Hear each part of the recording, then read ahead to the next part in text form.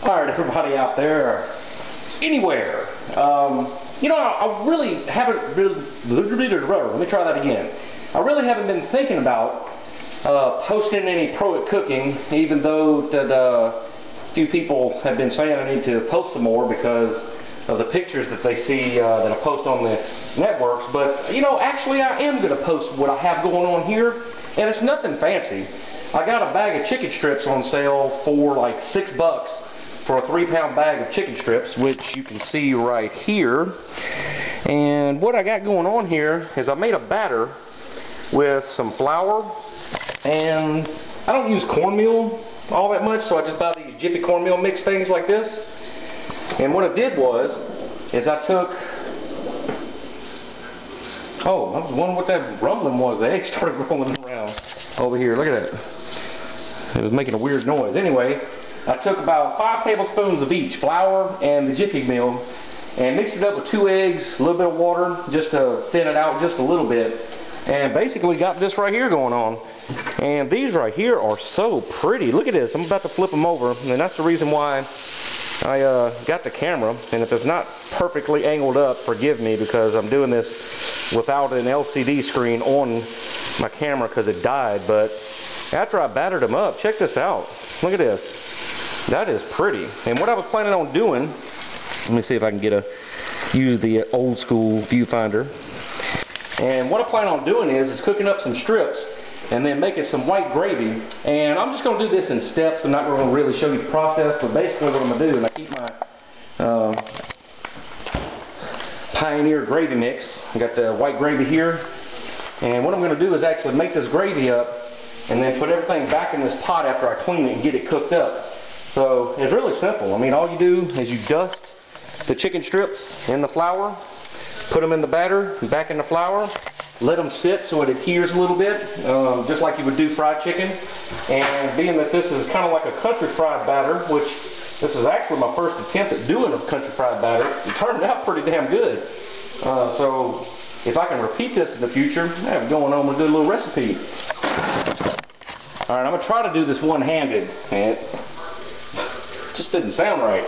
Anyway, I'm going to try to show you with the camera in one hand and dusting up and battering these. So basically what you do is just take this and dust it in the flour, and I'm running out of batter. I'm not like on the last 2 pieces. I almost forgot to get this when we get actually in the shot.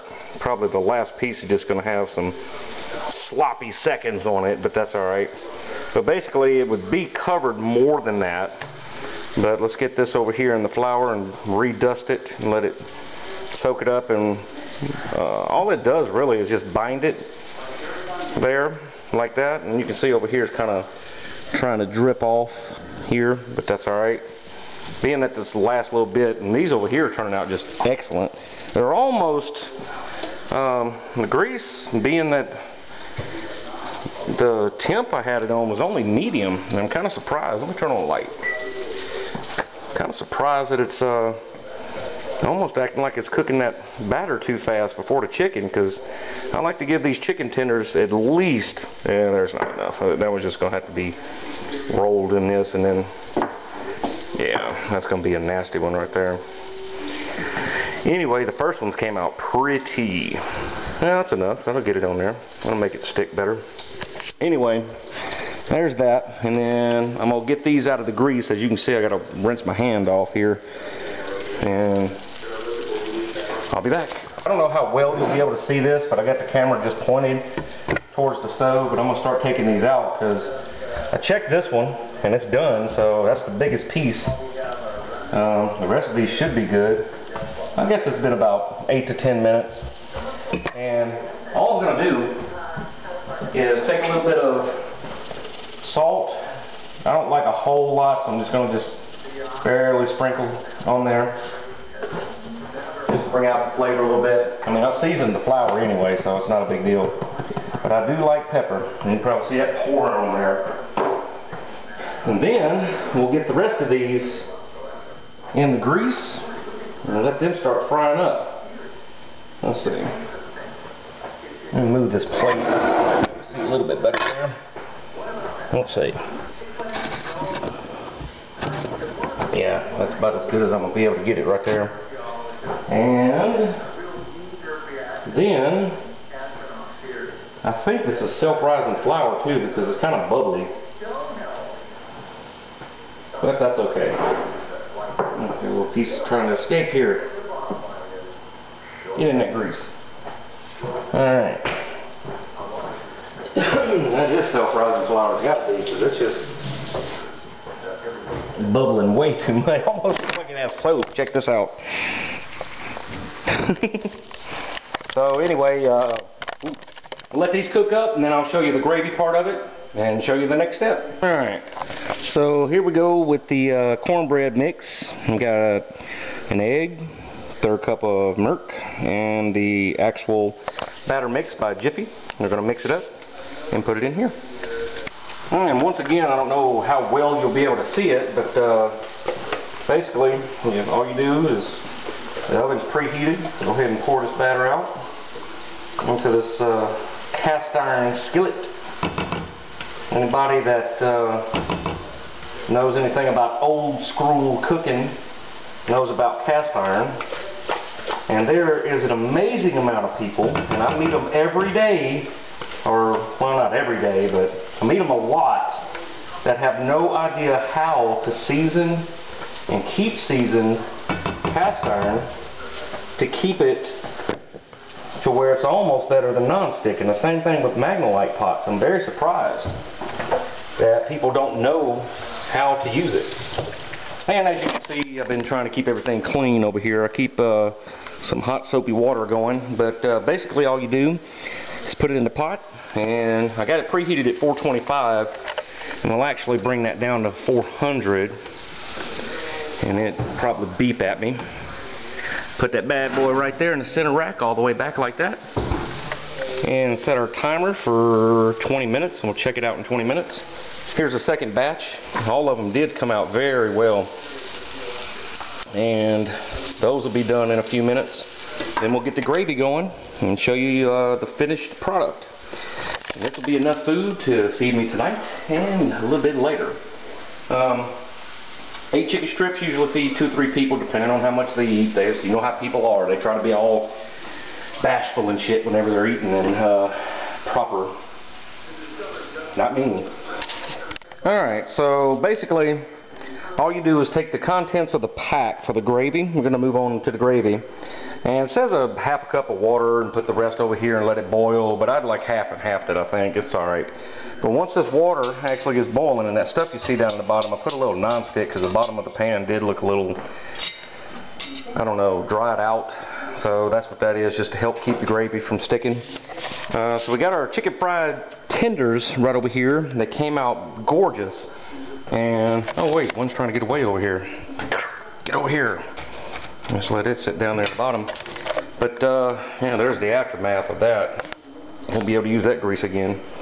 But basically, I'm not going to be able to show you the gravy until it's done, but the water's coming up boiling because I'm going to have both hands, one to hold the pot and one to do the whisking. But you whisk this back and forth basically for about a minute after it starts boiling when you add the slurry. And that's what that's actually called, is a slurry. And you get it in here, whisk it up, and I'll show you what's going on afterwards. Alright, so I was thinking of what kind of side I could actually have with this, because I got to thinking, you know, I really don't need one, but what I decided to do, since it's an eggy type of night anyway, I was like, well, we used a couple eggs in the cornbread, or 1 egg, 2 eggs for the batter, and we have the chicken. That's a egg product, or after effect of it. So I decided to show you how to do scrambled eggs, because scrambled eggs actually do sound good. So I got a couple of pats of butter here, and basically all I'm going to do is I don't add any seasoning until afterwards. And I'm getting that skillet kind of hot. That's my actual omelet slash scrambled egg little pan here. And go ahead and put that in the water. And as you can see, the butter's getting all caramelized already, so this won't take long at all. Matter of fact, I'm going to back that heat down to medium. Go ahead and put my eggs in. Get that in the water. Get my water hot again over there. And here's the way I do it. I see a lot of people do it different ways. But the way I do my eggs, seeing that this skillet is really, really non-stick. Because I just work my eggs in like this, let it sit for a second. And all that dark stuff you see on there is butter. Figured if we're going to have a cardiac from all this cooking fat things here, might as well go for the gusto. And there's the gravy, by the way. I don't know if you see that. I'll show you what's going on after this. But basically, I'll just work this, and as you can see, it's starting to get a little scrambly. And this, in my opinion, especially with the wooden spoon, because it won't burn and it really doesn't stick to it too badly, and they're really, really cheap to replace. So as you can see right there, it's getting all nice scrambled for me, and you can see it's not sticking. So anyway, let me finish this up and I'll show you how to plate it up and how to chow down. Okay. Oops, is it going? It's going. Okay. Here's something you're not going to actually be able to see, but I'll do my best. Oh yes, it did perfectly what it was supposed to do. Have a look at this. That's my cornbread. Here's my dish. Now I'm going to finish plating this up and get me a little butter on this cornbread. Go in here and we'll wrap it up. Alright, so here we are back at the desktop, and I actually don't need that. I was just in vent with Chuck talking over some things, mainly cooking and all that. Never mind this mess back here. It's just a broom and stuff. That's like my closet / utility room.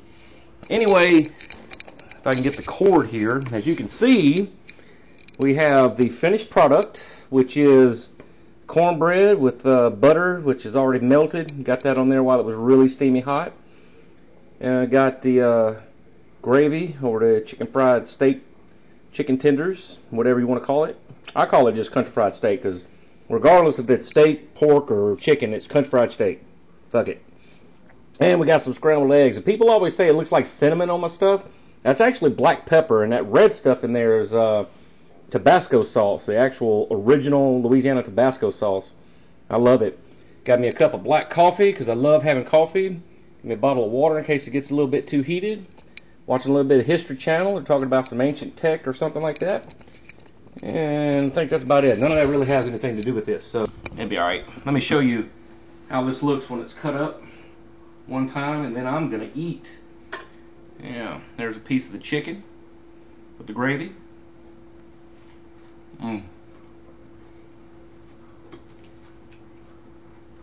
Scrambled eggs. Ooh, man. A piece of that cornbread. Damn, that's good.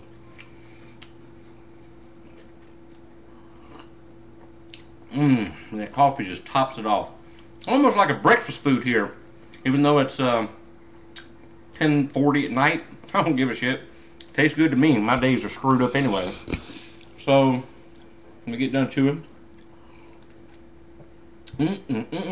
That is so good. I just decided to do this. I saw, I'm not copying. I've had several of these ready to upload, but they won't upload for some fucking reason. About to piss me off. But I noticed T2's done a couple of his. He's doing the cookie one next. And I just decided to participate in on it, since I can upload the face videos and, you know, live shots with my almighty non-LCD working camera. But this is what I get all my shoots portable. I know everybody's got those $1,000 jobs and all that, but it does fine for my purposes, as long as it'll upload after I render it. So there you go. That is the pro at cooking craft chest style with the country fried chicken strips. Breakfast. Boom. Boom. And wait a minute, I just about forgot it. It is a craft of the mind. Go out there and cook you something. Now boom. Boom.